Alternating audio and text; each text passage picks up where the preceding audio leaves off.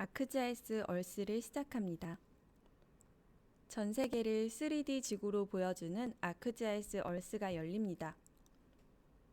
시작하기 전에 아크지아이스 계정에 로그인을 하시면 온라인 데이터에 액세스해서 아크지아이스 얼스에 추가하실 수 있습니다. 먼저 베이스 맵을 변경합니다. 베이스 맵은 지구본에 추가한 컨텐츠에 대한 지리적 맥락을 제공합니다. 아크지아이스 얼스에 표시되는 기본 베이스 맵은 영상입니다. 베이스 맵을 내셔널 지오그래픽으로 전환하면 장소 이름, 국가 경계 및 기타 정보가 표시되며 나중에 맵에 추가할 데이터를 더 쉽게 보실 수 있습니다.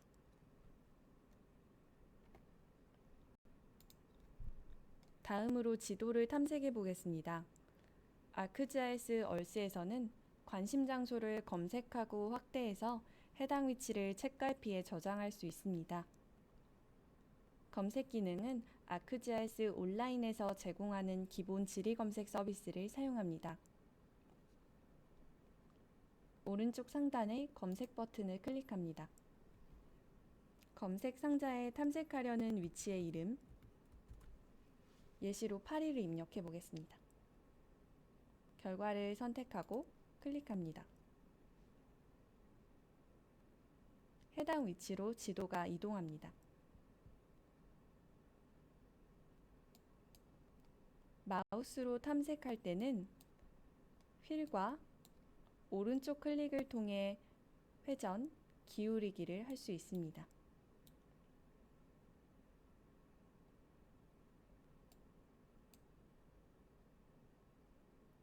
장면에서 마우스 오른쪽 버튼을 클릭하면 사전 정의된 비행 패턴으로 지구를 탐색할 수도 있습니다.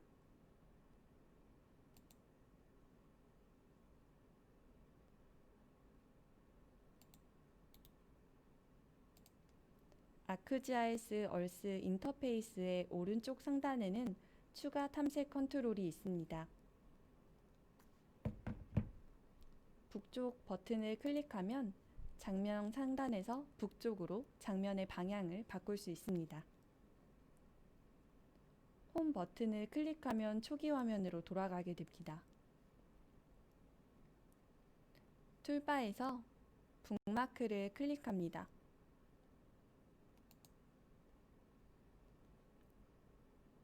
북마크에서 애드 버튼을 클릭합니다. 현재 위치가 북마크에 추가되는 것을 보실 수 있습니다. 같은 방법으로 여러 지점의 북마크를 만드실 수 있습니다.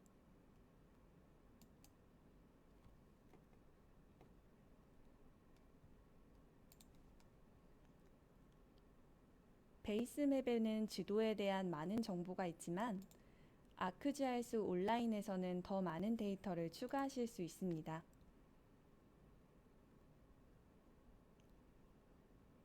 데이터 추가 버튼을 누르고 아크지아이스 온라인에서 전 세계 지형을 볼 수 있는 레이어를 찾아 추가해 보도록 하겠습니다.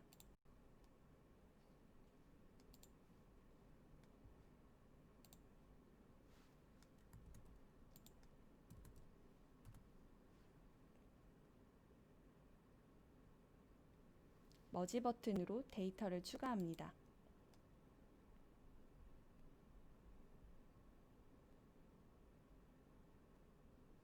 해당 데이터는 지구의 생태 및 지표면을 구분하고 분류하는 글로벌 데이터로 아크지아이스 얼스에서 사용하기 이상적인 데이터 소스입니다. 웹맵이 추가되면 맵이 전 세계적으로 축소됩니다.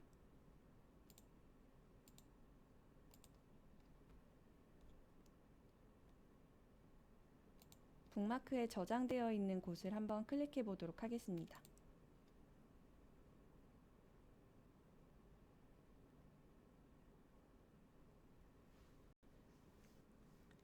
해당 웹맵이 추가되어 있기 때문에 세계 여러 지역의 경관이나 생태 환경 평가, 환경 파괴와 같은 조사에 사용할 수 있는 상세한 지도로 지형을 탐색할 수 있습니다.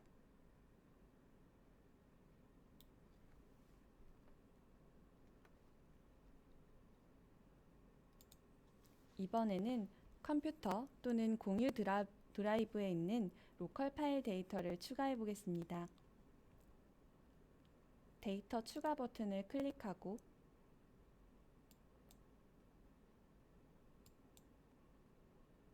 (3D) 데이터로 된 샌프란시스코 지역의 직업 밀도를 보여주는 KMZ 파일을 추가합니다.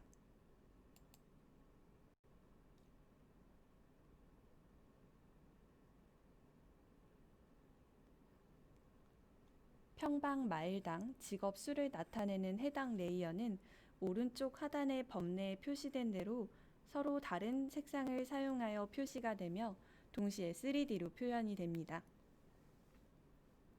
다각형의 높이 값이 클수록 해당 영역의 직업 수가 많은 것을 보여줍니다.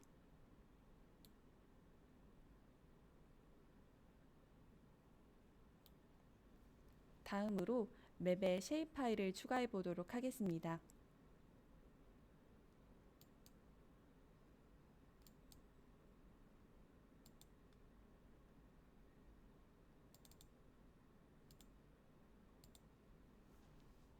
많은 기관에서 쉐입 파일 형태로 온라인에서 데이터를 공유하고 있습니다.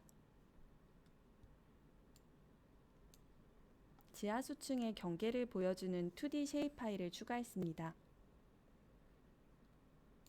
콘텐츠 창을 열어서 해당 레이어가 추가된 것을 확인하고 오른쪽 클릭 후 심볼 로지를 클릭하면 해당 레이어의 속성 심볼을 변경할 수 있습니다.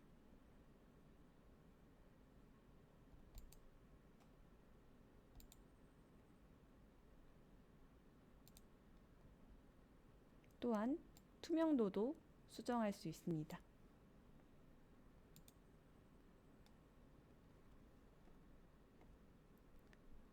이번에는 URL을 통해서 ArcGIS Earth에 데이터를 추가해 보도록 하겠습니다. 기존에 추가되었던 레이어를 끄고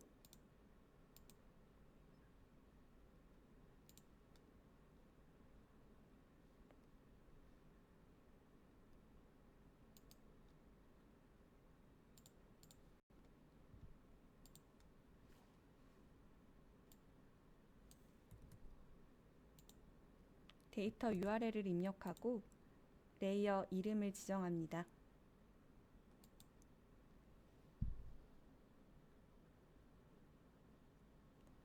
세계 교통 상황을 나타내는 레이어가 지도에 추가됩니다. 지도가 지구 전체로 확대되어 레이어를 보기가 어렵습니다. 레이어를 더 잘 볼 수 있도록 더 작은 범위로 이동해 보도록 하겠습니다.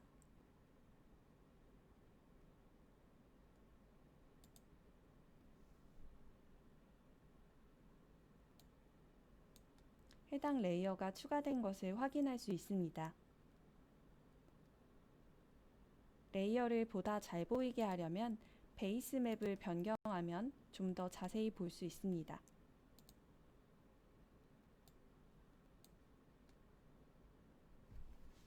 해당 결과물은 공유 버튼을 통해 이미지로 저장하거나 이메일 버튼을 클릭하면 이메일을 통해 지도를 쉽고 빠르게 공유할 수 있습니다.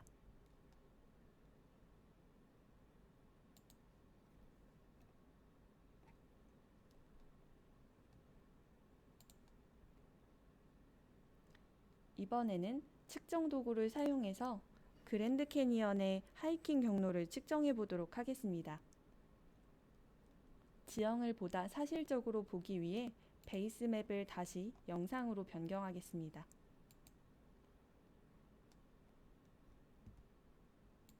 터레인에서 기본 3D 고도 서비스가 활성화되어 있는지 확인합니다.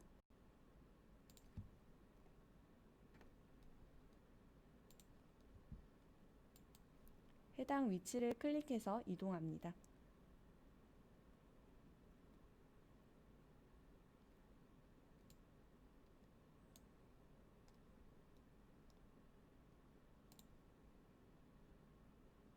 교통 레이어는 잠시 꺼두도록 하겠습니다.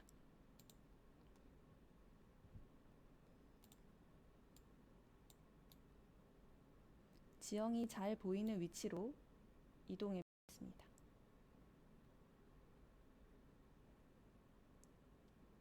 특정 위치를 클릭하면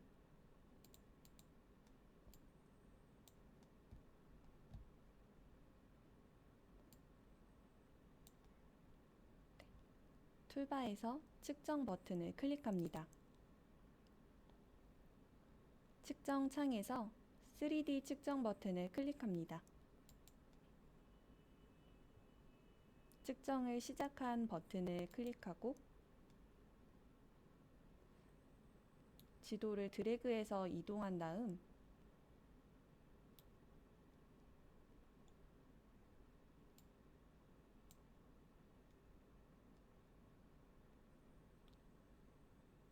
트레이를 끝내고 싶은 지점을 클릭합니다. 가로, 세로 길이뿐만 아니라 직접 거리까지 측정이 되는 것을 확인하실 수 있습니다.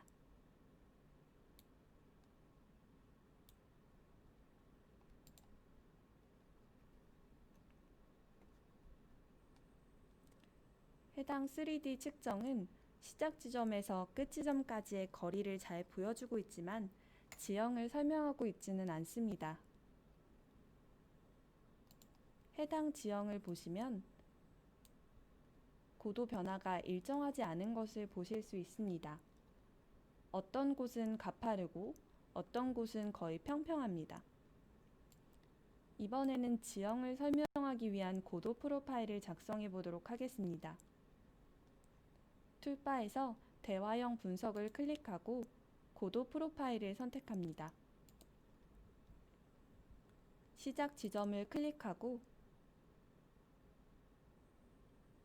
종료 지점을 더블 클릭합니다. 해당 지형의 고도 프로파일이 자동으로 생성됩니다. 마우스를 올리면 해당 지역의 해발 고도를 확인할 수 있습니다. 이 고도 프로파일은 선택된 지역의 정확한 거리를 제공할 뿐만 아니라 그 가파른 정도도 보여줍니다. 이를 바탕으로 국립공원의 등산로 난이도를 결정하거나 필요에 따라 탐방 경로를 조정할 때 활용할 수도 있습니다. 해당 결과는 공유 버튼을 통해 이미지로 저장할 수 있습니다.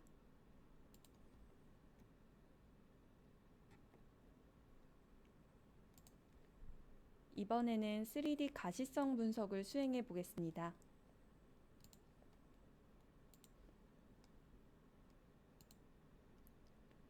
특정 지역에서 대규모 이벤트가 진행된다고 가정하고 보안 요원이 되어 가시선을 확보하기 위한 순찰 지점과 경로를 분석해 보겠습니다. 가시성 분석은 보안, 국방, 군사 워크플로우뿐만 아니라 도시계획, 토목공학, 부동산 분야에서도 적용될 수 있습니다.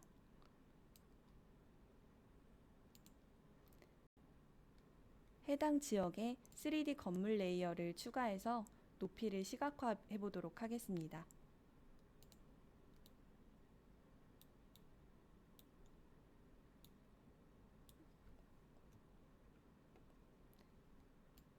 이제 보안 요원이 위치할 건물을 선정해야 하는데요. 특정 건물에 배치된 보안 요원이 위에서 해당 이벤트가 열리는 공원을 모니터링할 수 있다고 가정해 보겠습니다. 툴바에서 대화형 분석 버튼을 클릭하고 가시선을 선택합니다. 특정 건물을 클릭하고 이벤트가 발생할 지점을 더블 클릭하면 관찰자 지점이 추가됩니다.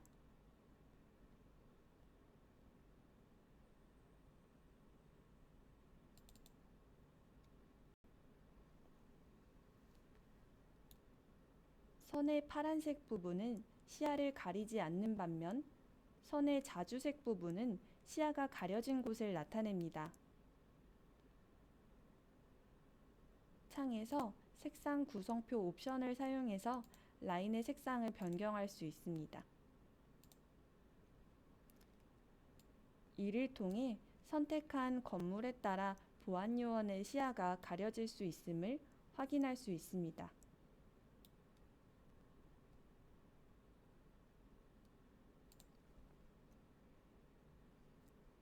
이번에는 지상에서 차량으로 공원 근처의 거리를 순찰할 때 가시권이 차단되는 순찰차 노선의 지역이 있는지를 분석해 보도록 하겠습니다.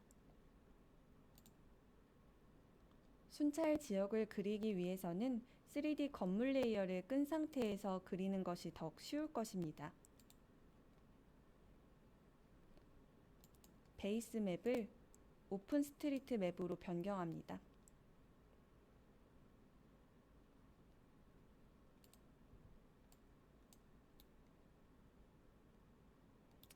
도로가 더욱 잘 보이는 베이스 맵으로 변경을 한 뒤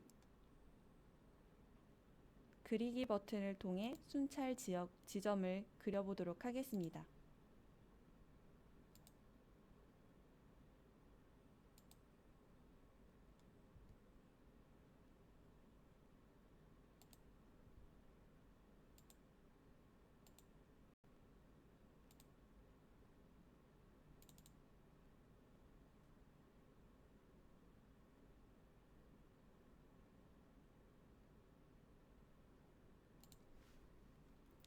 그려진 레이어에 이름을 설정하고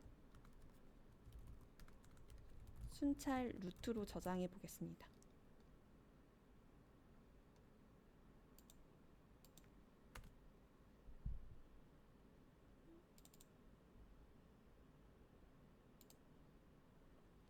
순찰 루트가 그려진 레이어가 추가가 된 것을 확인하실 수 있습니다. 다시 베이스 맵을 영상으로 변경하고 건물 레이어를 활성화해 보겠습니다.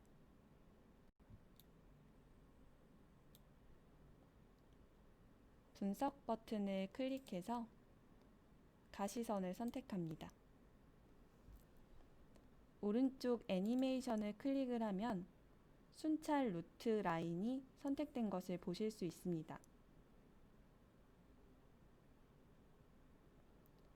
시작 지점에서부터 목표 지점까지를 클릭을 하고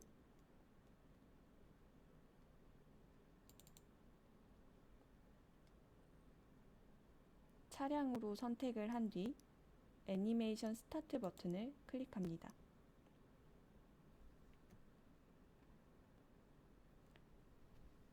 이 가시선 분석을 통해서 이동하는 차량에서 지정된 관측점까지 지정된 대상을 볼 수 있는지 여부를 확인하실 수 있습니다.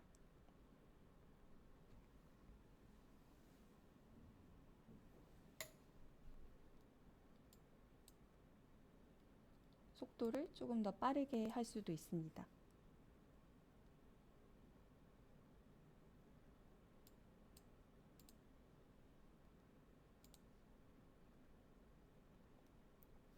이번에는 가시권 분석을 수행해 보도록 하겠습니다. 카메라가 위치한 건물에 가까이 위치하도록 지도를 이동한 뒤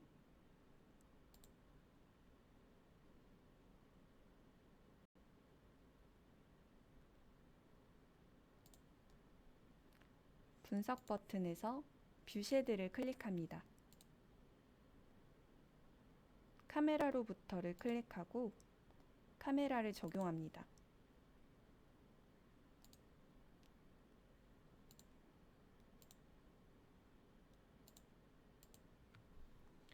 지도를 이동해서 보면 해당 카메라 앵글에서 볼 수 있는 영역과 보이지 않는 영역의 가시권을 확인하실 수 있습니다.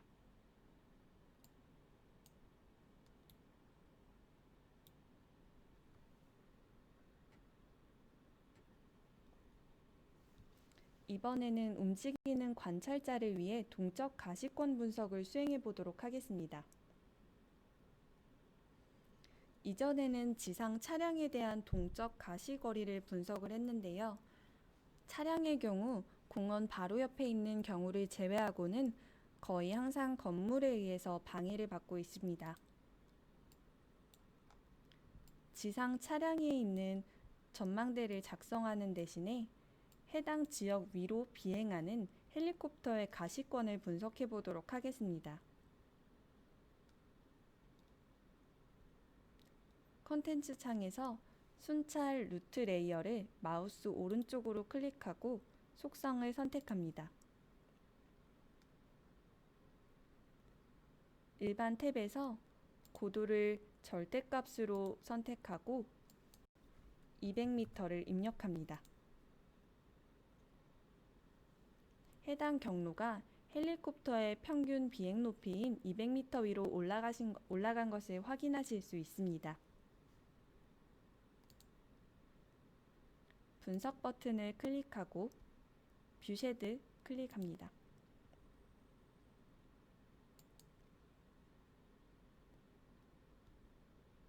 애니메이션을 클릭한 다음 이동 모델을 회기로 변경합니다. 시작 버튼을 클릭하면 헬리콥터의 시야에서 보이는 가시권을 보실 수 있습니다.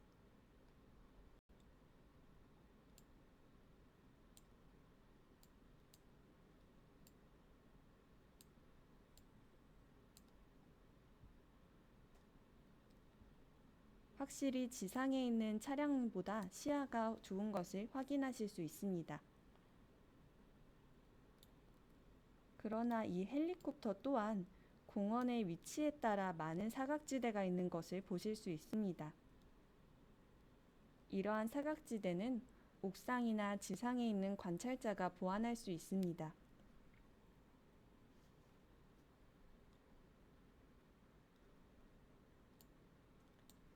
여기까지 실습을 통해 아크지아이스 얼스의 데이터 시각화, 측정, 분석을 보여드렸는데요. 해당 실습에서 사용된 데이터는 S3에서 공개하고 있는 데이터로 여러분들께도 제공을 해드릴 예정이니 데모를 보시고 따라해 보시면 좋을 것 같습니다. 이상 아크지아이스 얼스 데이터를 3D 지도에 시각화하기 발표를 마치도록 하겠습니다.